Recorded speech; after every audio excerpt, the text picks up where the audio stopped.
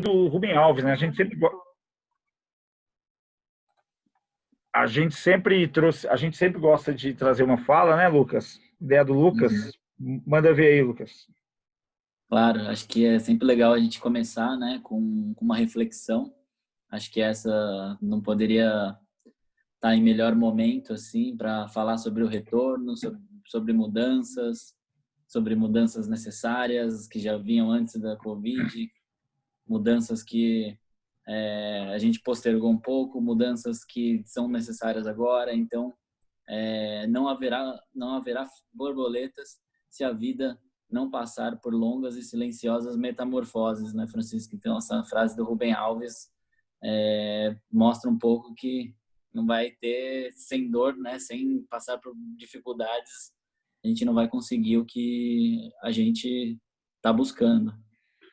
É uma coisa que a gente tem comentado muito é sobre isso, né? Ou seja, todo mundo está falando do momento presente que nós estamos vivendo, né? Mas aí esse momento presente nos traz dores e nos traz ensinamentos, né? E esses ensinamentos é que a gente tem que ficar, né? Ou seja, a partir daí construir alguma coisa bela, né?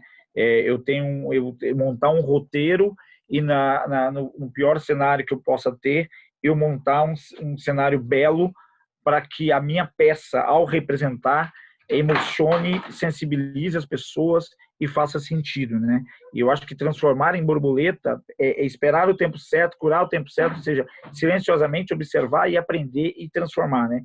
O Ben Alves dispensa comentário, né? E aí, o Carol, eu acho que dá para soltar a enquete antes da gente startar? Você consegue soltar a enquete aí, Carol? Eu tenho que parar de compartilhar a Com tela? Como é que é? certeza. Não. Eu consigo soltar por aqui, ó, iniciando a primeira enquete.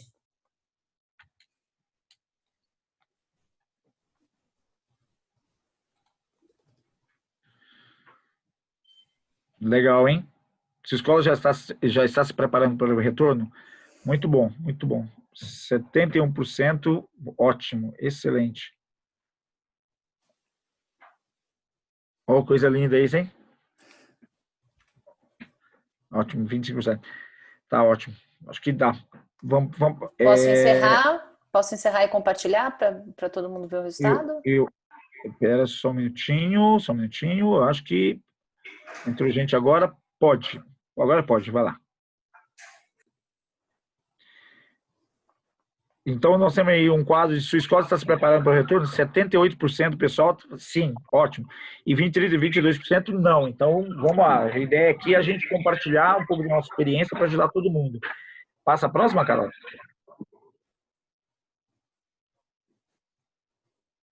Sua escola já tem plano de retorno definido, ou seja...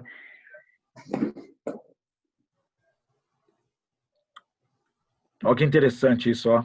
Olha que interessante. Se a gente parar... Deixa eu colocar aqui, admitir mais uma, ótimo. Olha só que legal. A escola já tem plano de retorno, já tem plano de retorno definido, não 80% não. Ou seja, o que a gente pode Posso pintar encerrar, aqui, Francisco, para compartilhar? pode encerrar, pode. Então, olha que legal o resultado. Se a escola já tem plano de retorno definido, 82% não, né? Então, assim, se a gente juntar as duas respostas, o que acontece? As pessoas estão pensando, mas ainda não chegaram a uma definição, né? Ou seja, ou as pessoas não começaram, ou as pessoas que começaram ainda não têm uma definição. O que é o momento presente, é o que a gente tá vivendo agora, né? Tá ótimo, Carol. Posso pegar Acho aqui? que Lucas? sim, acho que muito do resultado assim reflete, né? Acho que está todo mundo também esperando um pouco das autoridades para bater o martelo nesse plano. Mas acho que o que a gente vai falar aqui, a gente escolheu, né? Na verdade, entrar com esse assunto, começar esse assunto, justamente com essa importância que a gente acredita que quem não começou vai começar a partir desse momento trazer esse assunto à pauta, né? Acho que tinha alguém com a mão levantada. Pronto, baixou. Então, assim, a gente começa a nossa conversa, Francisco, falando o que vem pela frente, né? Qual que é o cenário atual, né? E a importância desse design educacional, né? Eu acho que O design educacional é uma coisa super nova, assim, né? E eu, como designer formado, né? Eu acho que trazer isso, enxergar que o design também está sendo aplicado na educação, para mim é fundamental, assim, por dois aspectos. Primeiro, porque ele é focado, o design como ciência, ele é sempre pensado focado no ser humano, né? Focado no usuário, no aluno. Então, quando a gente pensa um processo, a gente sempre tem que pensar a partir dessa persona, né? A partir dessa pessoa que vai estar recebendo esse serviço. Então, isso por si só eu já vejo como algo muito positivo quando a gente traz o design atrelado à educação. Existem muitas ferramentas também que a gente pode trabalhar, como jornada do usuário, para entender quais serão os pontos específicos dentro de toda a jornada desse aluno, desse professor, desses colaboradores.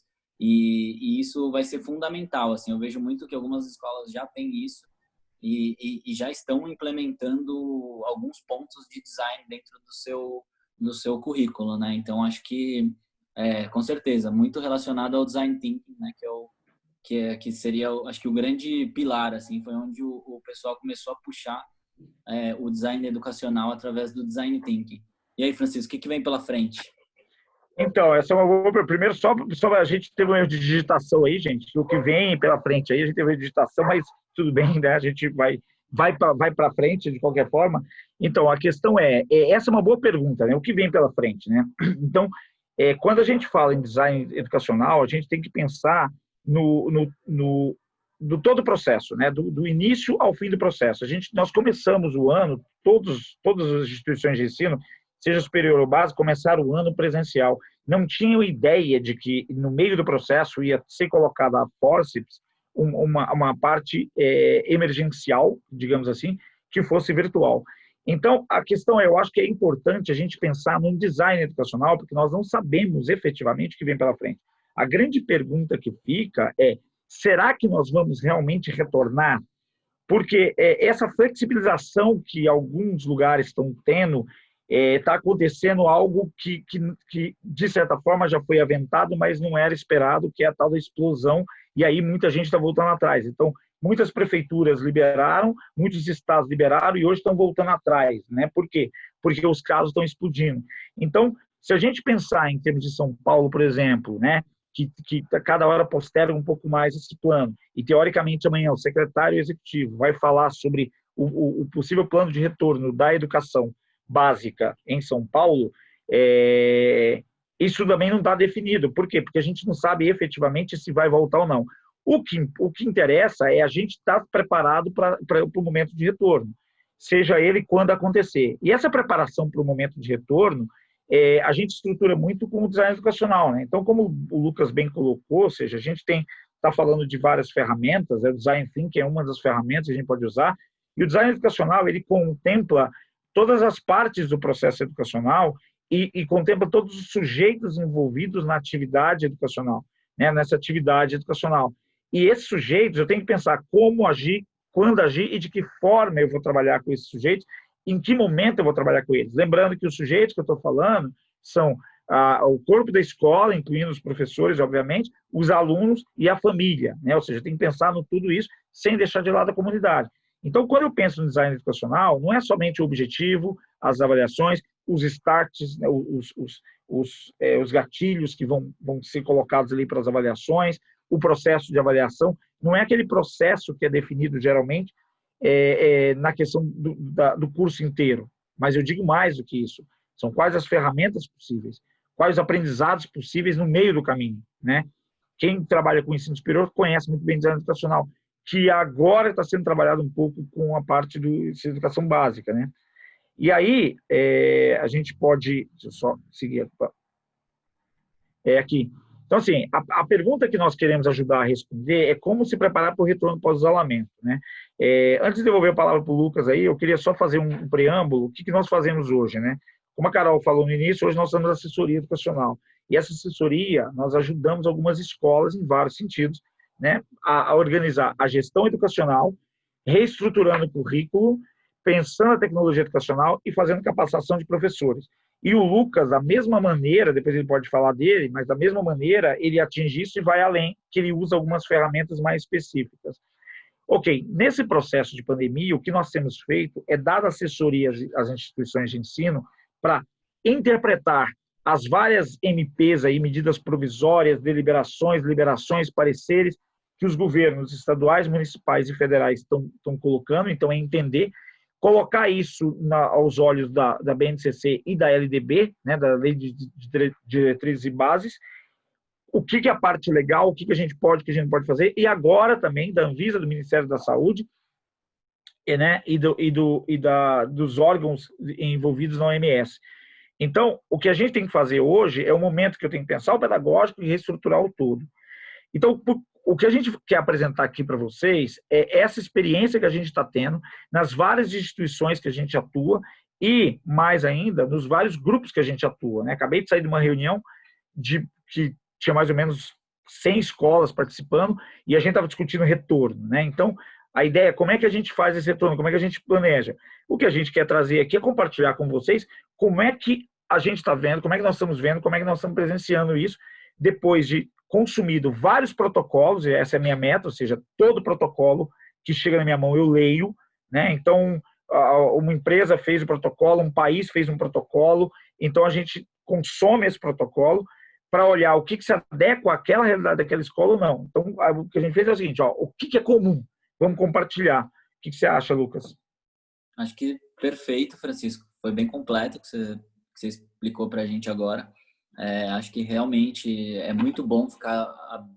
já seria até uma primeira dica, né? Já que a gente vai precisar, então, montar essas estratégias de retorno, ficar de olho nos protocolos, não só nos protocolos de educação, mas em todos os protocolos. Assim. E uma dica rápida é que, recentemente, quando foi aberto os planos, né, de abertura dos shoppings, por exemplo, os shoppings já estavam muito na frente, assim, com planos, estratégias. A gente viu alguns vídeos muito legais que serviram, inclusive, como cenário análogo, né? Então, é uma forma de a gente olhar como outros players, né, outras pessoas dentro do mercado diferente do nosso estão atuando e o que a gente pode aprender com isso, né? Então, num mundo com tanta incerteza, olhar não só para o cenário educacional, eu acho que já é uma primeira dica, assim, que a gente podia tá pontuando, né? E aí, Francisco, eu acho que a gente vai passar um pouco sobre vários aspectos, né? Aspectos para a elaboração e para a resposta dessa pergunta aí de como fazer com que essa estratégia de retorno seja bem sucedida, né? Então, partindo do pedagógico, né? E aí eu até devolvo a palavra. Não, então, partindo do pedagógico, como o Lucas falou, o que é importante é o seguinte, a gente pensar o seguinte, uma escola, a primeira função social dela é atender a parte pedagógica, né? Então, veja bem, eu estou falando de uma primeira função social. Então, se o pedagógico da escola não roda, não funciona, a escola não faz sentido de estar ali. Partindo dessa premissa, o que nós temos que fazer? O que nós temos observado nas instituições que a gente pega é que, assim, várias partes têm que andar junto. Então, a gente monta um grupo, né, uma espécie de comitê, e esse comitê é dividido por vários subgrupos e que atendem várias demandas que nós vamos apresentar aqui. Um dos subgrupos seria o grupo do pedagógico. Só que o que a gente precisa entender é que a escola ela não funciona somente pedagógico, ela é um todo, né? Então, eu tenho infraestrutura, eu tenho manutenção, eu tenho comunicação, eu tenho todo um conjunto aí, são diversas variáveis, né, e vários parâmetros a serem ajustados na equação. E eu tenho que dar a olhar para isso. Então, o que nós temos tido como experiência primeira coisa, é fazer essas partes conversarem. Essas partes conversarem, o que eu posso fazer é montar subgrupos e esses subgrupos se conversarem. Cada subgrupo tem um líder? Ok, cada subgrupo teria um líder, que seria essencial, e aí, quem que a gente tem que pensar? O pedagógico, por exemplo, o que ele tem que fazer? O pedagógico ele tem que olhar não somente para a sala de aula ou para o modo do processo de aprendizagem. Ele tem que olhar, e aí, gente, veja bem, nós estamos falando de educação básica e nós estamos falando de ensino superior, tá? Ensino técnico, nós estamos falando de educação formal de maneira geral, tá? Eu tenho que olhar todos os sujeitos. Quem são os sujeitos envolvidos nesse pedagógico? Eu tenho os professores, obviamente, eu tenho os alunos, Eu tenho os apoiadores, que são os inspetores, a secretaria, ou seja, todo o elenco que faz parte da escola. Eu tenho a equipe técnica da escola, que são os coordenadores, que são os diretores, são os supervisores que tem dentro da escola.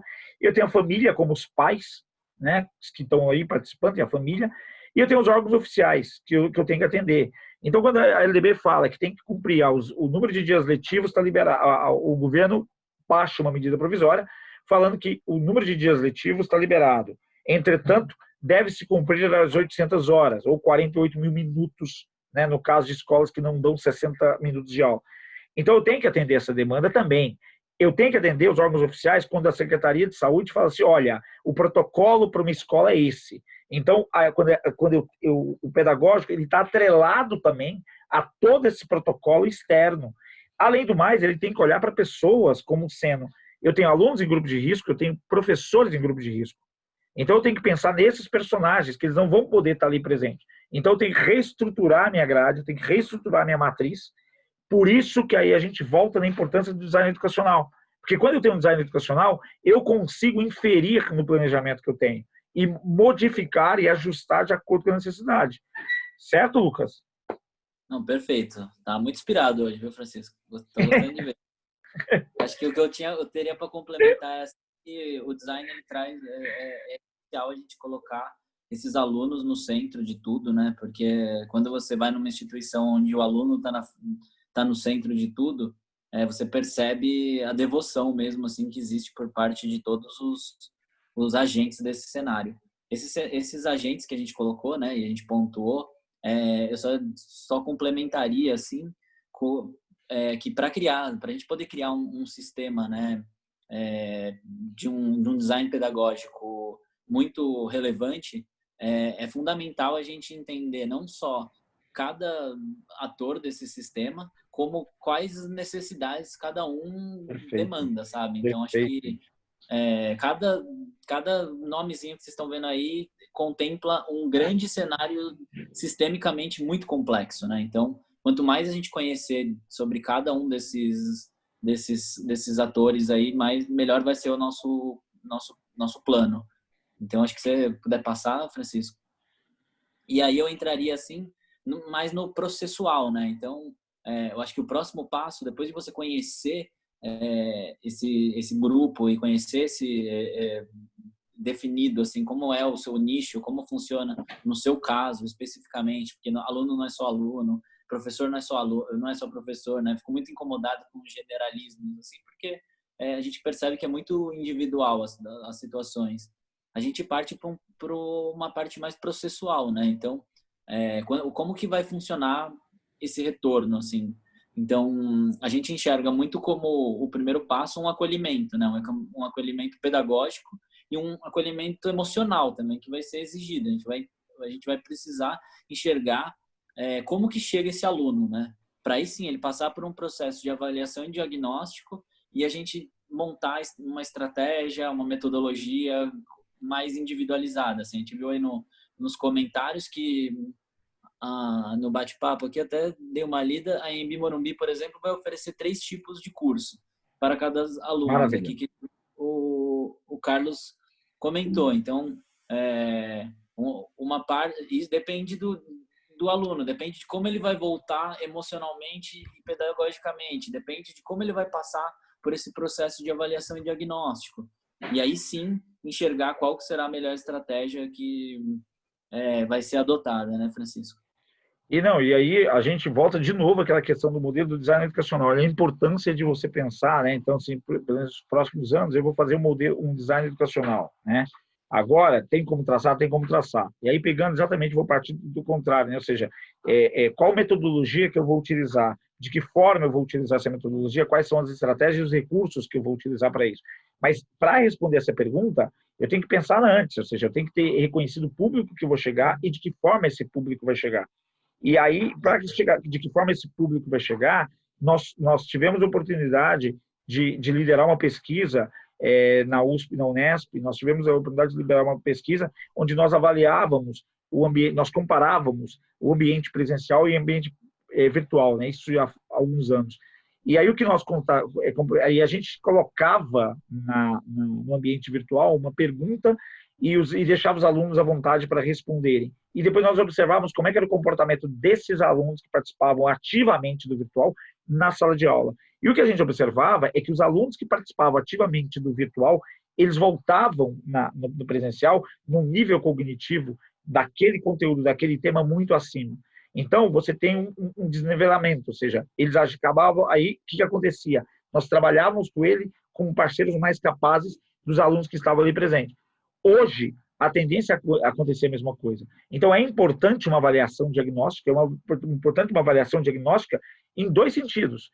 Não somente no sentido de conteúdo, de como é que foi trabalhado, mas também no sentido emocional. Ou seja, como é que nós vamos acolher esses alunos de maneira emocional? Como é que esses alunos vão olhar agora as novas relações, as novas interações, já que nós temos um mundo diferente, né? Nós vamos voltar num parâmetro diferente, salas mais espaçadas e assim por diante. Então, eu tenho que pensar nisso, né? Então, quando eu falo do pedagógico, não é simplesmente conteúdo.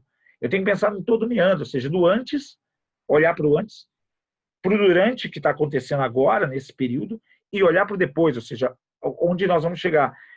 Numa das lives, a Carol fez uma pergunta para mim, que eu achei bem interessante, uma das lives que nós participamos, que é como é que faz esse nivelamento? Então, essa avaliação tem que ser constante, não basta uma avaliação. Eu tenho que estratificar. A partir do momento que eu faço uma avaliação, eu começo a estratificar. E aí, eu começo a pensar no pedagógico, o plano de retorno não é somente, legal, nós voltamos. Não. Nós voltamos parcial, então nós vamos voltar, nós vamos ampliar cada vez mais, nós temos que garantir a entrega de qualidade para todos. Antes, o ideal seria capacitar o elenco que vai participar desse processo. E capacitar, que eu digo, a gente vai entrar mais na frente, é também envolver pais com isso, né? Então, só para a gente... A pergunta é como é que eu posso estimular essa questão de garantia da aprendizagem? Uma das propostas é a questão do ensino híbrido, né? Ou seja, como é que eu posso trabalhar com o ensino híbrido? Porque nós vamos voltar totalmente? Primeiro, nós vamos voltar? Segundo, quando nós vamos voltar? Terceiro, se a gente voltar, nós vamos voltar totalmente? Então, nós temos que traçar esse plano. Se nós voltarmos 100%, esse é um plano. Se nós é trabalhoso? É, mas eu acho que é fidedigno. Nós temos que pensar essas variáveis. Uma das propostas é o ensino híbrido. O que você acha, Lucas? Não, acho que só voltar um pouquinho, dos pontos muito relevantes também, quando eu digo que é colocar o ser humano no centro, colocar o aluno no centro, não quer dizer também que a gente vai marcar um dia lá para tal dia é o dia que pode voltar, volta todo mundo no mesmo dia. Assim. O que eu quero dizer é que a gente precisa planejar, né? Porque com certeza primeiro vai voltar a coordenação, vai existir um acolhimento também dessa mesma forma pedagógica e emocionalmente dos professores, dos coordenadores. Precisa Perfeito. passar por um momento de alinhamento lógico, assim, para entender as necessidades de cada um, professores que estão em grupos de risco e esse tipo de coisa. Para aí sim a gente partir para o acolhimento desse aluno, né? Só quando todo o backstage estiver armado, assim, é que a gente pode receber nosso público, assim, né? Digamos assim. Então, e com certeza, o ensino híbrido, eu acredito que seria, no momento atual, assim, o que a gente poderia ter de mais, que conseguiria contemplar melhor, né, o cenário atual. Mas como o Francisco falou, é uma coisa muito nova e por enquanto, é o que eu enxergo como sendo a melhor opção. Pode ser que a gente tenha que dar alguns passos atrás e entendendo, né, o quanto online nós precisaremos fazer, quais são os alunos que têm, às vezes, problemas prévios de saúde e não vão poder contemplar esse ensino híbrido e vão acabar ficando numa situação singular, né, de ter, enquanto os outros têm o ensino híbrido, eles continuariam com todo o ensino online. Então, tem várias especificações que tem muito a ser discutido ainda, né, Francisco? O que você acha? Não, então, essa questão do ensino híbrido, eu acho que vou pegar a última fala do Lucas, eu acho que assim, o que a gente tem que, uma das coisas é usar a nosso favor, né? Então, tem muita coisa a ser discutida. Então, a pergunta é, por que a gente já não começa a discussão agora? Então, por exemplo, as escolas estão começando a trabalhar um plano de retorno, né? Então, a gente está preparando, por exemplo, uma escola específica que a gente atua aí, que ela tem várias unidades aí espalhadas pelo estado de São Paulo. O que acontece? Hoje ela está com mais ou menos 12 mil alunos. O que acontece? Nós estamos desenhando um plano de retorno e nós fizemos 3 reuniões, e nas 3 reuniões, a terceira reunião já tem quase um protocolo definido. Uma quarta reunião nós vamos ter um protocolo. É fechado? Não. Só que, ok, o protocolo está definido. Então, se o protocolo está definido e os professores estão informados do protocolo, estão entendendo o protocolo, uma das formas é já começar a pegar esse protocolo e já ir trabalhando com ele também pedagogicamente. Então, você, através do ensino híbrido, né, por exemplo, você estimular debate de por que voltar, como voltar, qual a proteção, usar as ferramentas digitais que estão a favor. Então, você colocar já pedir para os alunos, inclusive, nesse processo, já pode pedir para os alunos trazer informações, ou seja, quando você vai fazer algum estudo social, uma pesquisa de campo, né, ou seja, a questão da leitura dos exercícios que os professores já fazem, e colocar projetos, né, projetos de, ok, nós vamos voltar nessa situação, esse é o cenário. Então, já pedir para os alunos traçarem um projeto, alguma coisa, que já pensando no cenário que eles vão enfrentar, né? Então, ou seja, você já está envolvendo o aluno nesse processo, e através do ensino híbrido, né, uma das sugestões plausíveis, né? O outro ponto, né, é a questão da infraestrutura. Então, a gente tem que pensar o pedagógico, ok, legal, mas eu não posso esquecer da infraestrutura. E o pedagógico influencia diretamente na infraestrutura. Então, assim, eu estou consumindo todos os protocolos que chegam na minha mão. E uma coisa que eu tenho observado é assim, tem vários pontos de convergência, mas tem vários pontos assim completamente díspares, né? Completamente assim. Então, por exemplo, Lucas, você quer comentar sobre as fotos aí? Você quer comentar sobre as imagens que a gente chegou a ver?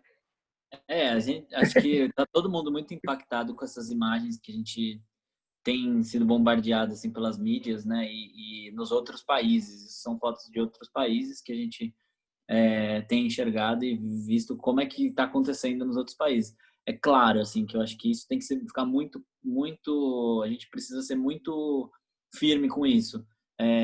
Cada situação, cada colégio, cada escola pública, escola particular é muito individualizado. Então, cada um tem uma capacidade tanto técnica quanto financeira de aportar mudanças dentro da sua instituição, né? Tem instituição que não vai conseguir atender a todas as mudanças necessárias. Isso vai gerar um debate muito maior, sabe? Porque é exatamente essas dificuldades. Como é que a gente pode pensar, então, num ensino híbrido onde as pessoas ainda não têm acesso à internet, né? Como que a gente vai...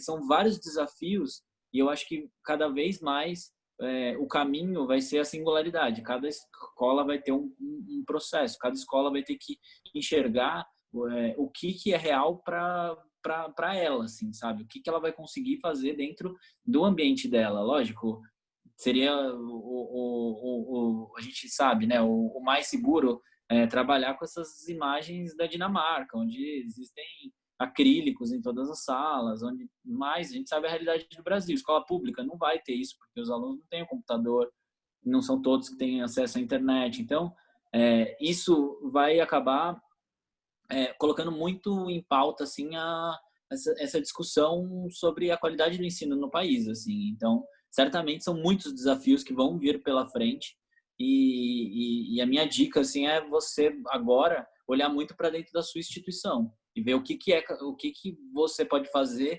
localmente para até servir de exemplo para os outros, né? Então, não é negligenciar o que está acontecendo nas outras escolas com menos, né, infraestrutura, mas como você pode entender o que está dentro da sua condição também, né, Francisco? Não, e aí eu vou pegar uma fala sua, mais uma vez eu vou pegar uma fala sua, ou seja, pensar na instituição. Quando eu falo pensar na instituição, eu falo pensar em um todo, né? E ela é uma nova rotina, é uma nova realidade. E aí a gente vamos voltar um pouco. Uma das funções da escola, uma das diferenciais da escola é que ela tem uma interação social forte. E quando eu falo de interação social forte, ela tem geralmente uma infraestrutura preparada para que essa interação social ocorra. A partir do momento que eu tenho essa infraestrutura hoje, né, física, hoje, no momento pré-Covid, pré-isolamento, e agora a gente tem uma nova realidade, com o momento pós-isolamento, no momento, né, durante a pandemia, eu tenho que trabalhar com vários elementos. Então, não é simplesmente mexer na infraestrutura. Eu vou colocar tapete, eu não vou colocar tapete, eu vou colocar totem de álcool gel, não vou colocar totem de álcool gel, eu vou fazer... Não. Infraestrutura, eu dividiria em 3 partes, na verdade. Eu dividiria em pessoas, dividiria em manutenção e dividiria em infraestrutura física. Quando eu falo de infraestrutura física, é o que as pessoas mais veem. Eu vou ter que ter ventilação na sala, eu vou ter que mudar, eu vou ter que manter aluno distanciado. Ok. Quando eu falo em manutenção, eu falo em como é que os aparelhos vão ser limpos, quem vai limpar, como é que vai ser a rotina, por onde vai passar, qual que vai ser a questão do trânsito das pessoas. Só que quando eu falo de pessoas, gestão de pessoas, eu estou falando de interação social.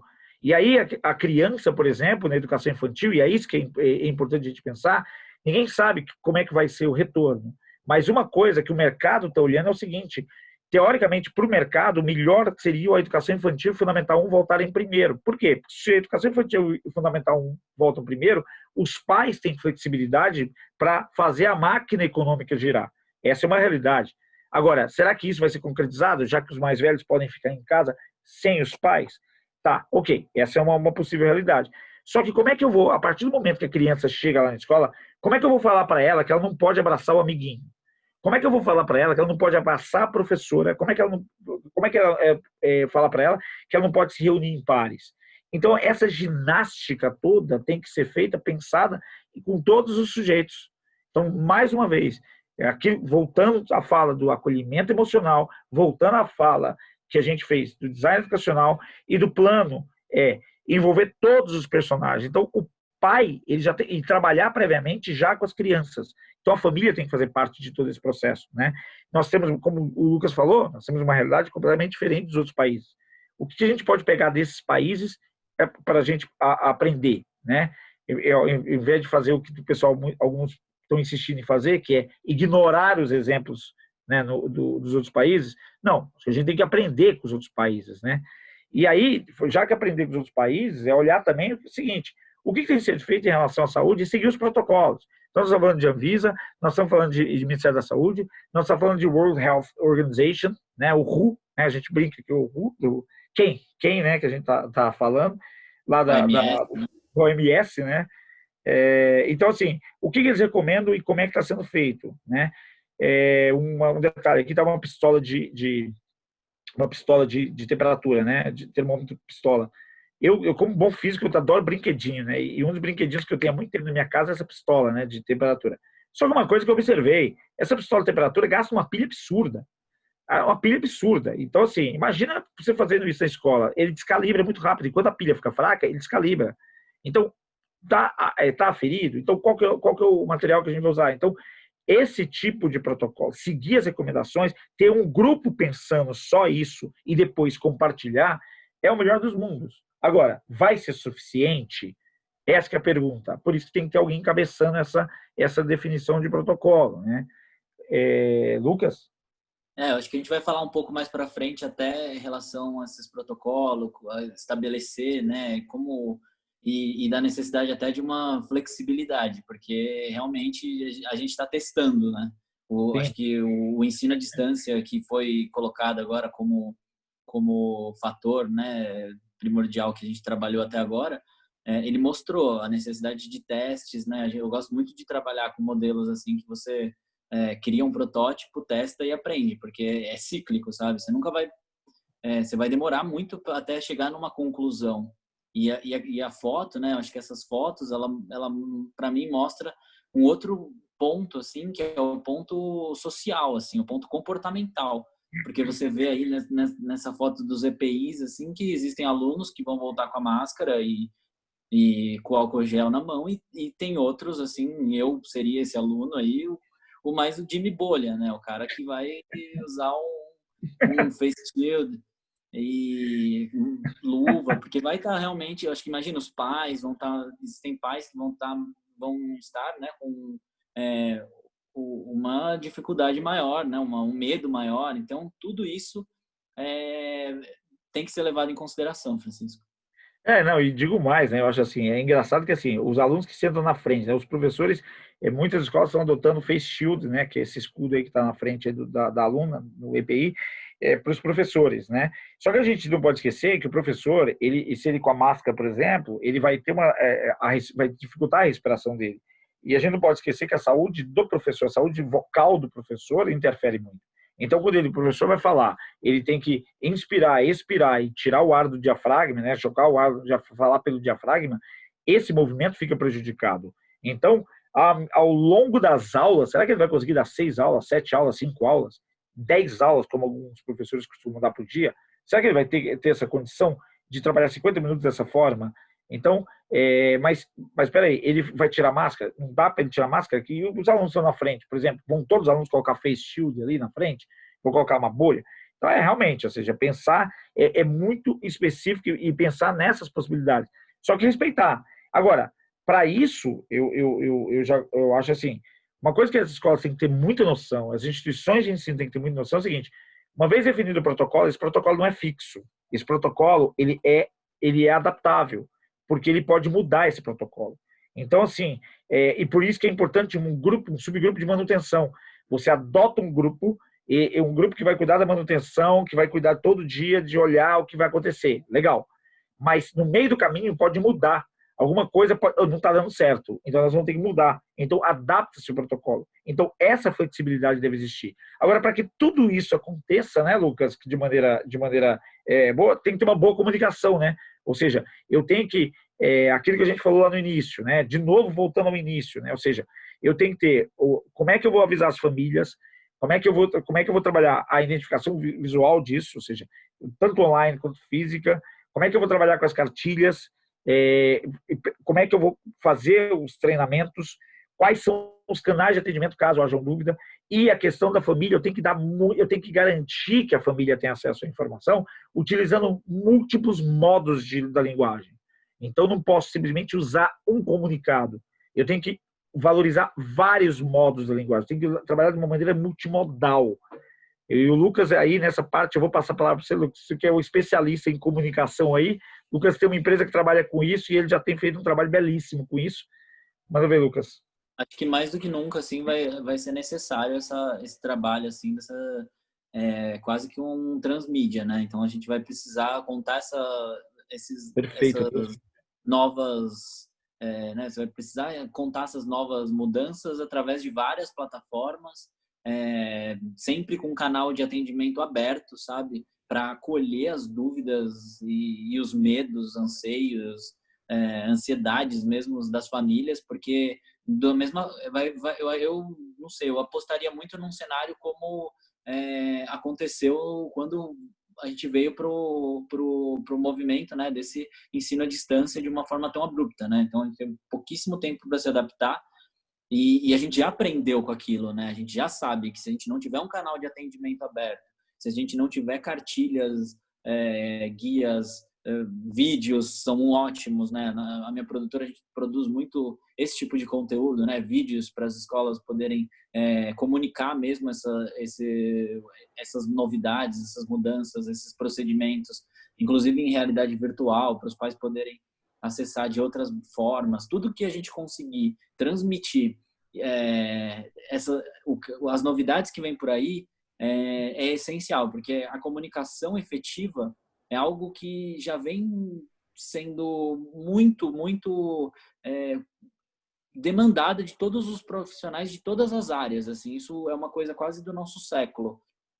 Então, mais do que nunca, isso vai ser necessário novamente. Então, a gente vai precisar repensar a forma como a gente se comunica.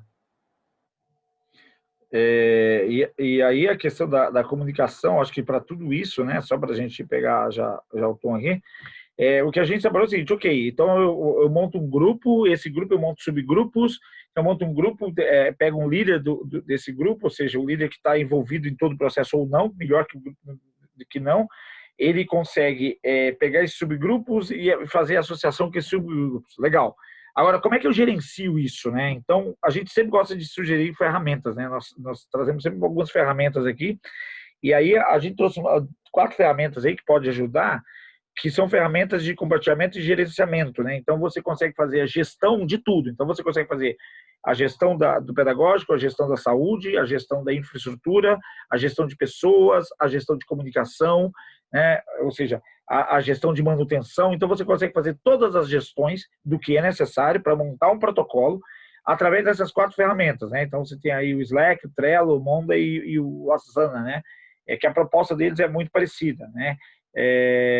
Lucas, eu vou pedir para você pode explicar rapidamente aí, falar rapidamente aí para eles, aí para a gente... Claro, acho que assim, são ferramentas que são muito mais utilizadas em gestão de projetos, gestão de equipes, de empresas, assim, e que estão sendo adaptadas agora para o cenário de educação também, né? O Slack é muito mais voltado para comunicação, então é uma ótima ferramenta é tipo o WhatsApp 4.0, assim, que a maioria das empresas de tecnologia hoje utilizam.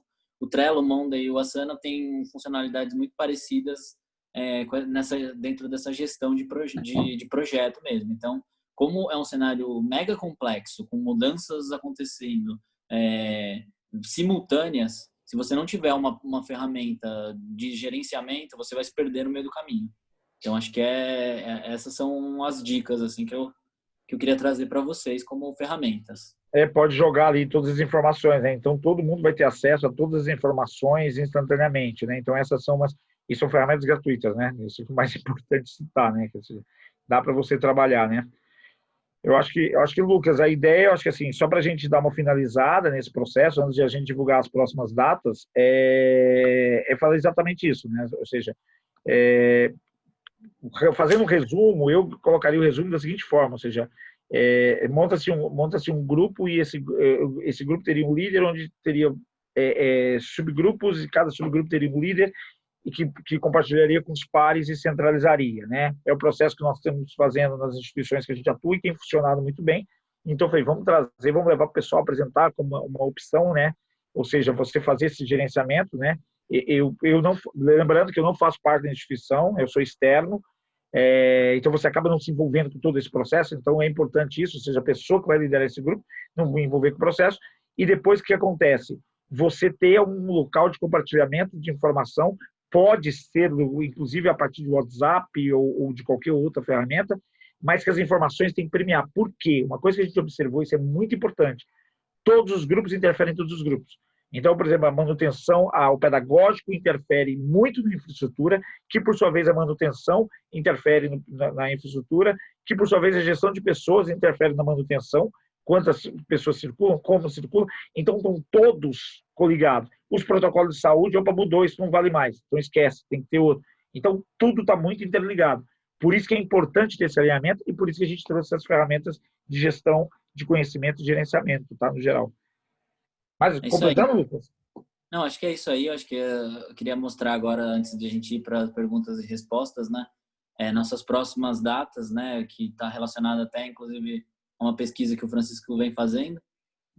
Então, no dia 18/6, a gente vai falar sobre o novo formato da educação na perspectiva dos alunos, né? Então, trazer um pouco desse olhar. E no dia 25/6, na perspectiva dos pais. Então, é um convite para todos, né? Que quiserem participar, tá aqui com a gente de novo. Mais 2 assuntos aí que são bem complexos, sistêmicos e, né, Francisco, vai dar muito o que falar. Acho que a Carol vai sair, vai precisar sair agora. Isso, queria só aproveitar aqui que a gente terminou o conteúdo para poder ter a gravação na íntegra. Agradecer todo mundo que está aqui participando, Francisco e Lucas, por compartilhar todo esse conhecimento. Eu vou precisar sair, que eu tenho uma live para fazer agora, que a gente faz todo dia às 7 horas, então estou em cima da hora para sair. Vou, assim que eu terminar tudo, mandar para vocês o link dessa reunião gravada e o PowerPoint. A gente tem mandado o PowerPoint ou PDF para quem participou, e o link a gente manda para todo mundo que se inscreveu, tendo conseguido participar ou não. Então, todo mundo que está aqui vai receber as duas coisas, tá bom? Muito obrigada. Vou deixar vocês aqui com o Lucas e com o Francisco para fazer as perguntas de vocês e a gente se vê na quinta-feira que vem. Obrigada, pessoal. Obrigada, Lucas. Obrigada, Francisco. Obrigado, Carol. Obrigado, hein?